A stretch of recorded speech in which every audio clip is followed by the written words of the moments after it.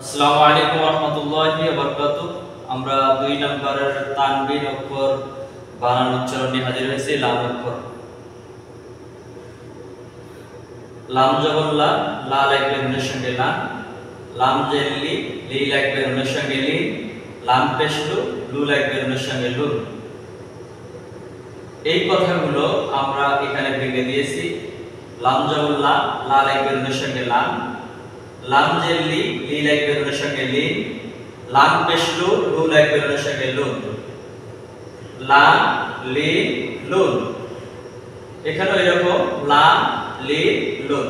এখানে আছে গোপন অবস্থায়, নুন সাকিন দেখা যায় না, এখানে নুন সাকিন প্রকাশ করে দেওয়া হয়েছে। এখানেও এরকম দেখা যাচ্ছে না নুন সাকিন।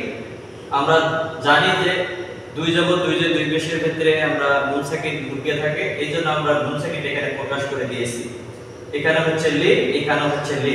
এখানে নুন সাকিন দেখা যায় না, গোপন অবস্থায়, এখানে আমরা প্রকাশ করে দিয়েছি। এখানেও নুন শব্দ, এখানেও নুন শব্দ। তাহলে আমরা ডাইরেক্ট উচ্চারণ করব লাম, লি, লুন। এখানেও একই কথা, লাম, লি, লুন।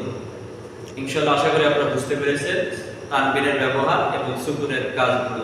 আজকে এই পর্যন্তই। আসসালামু আলাইকুম ওয়া রাহমাতুল্লাহ।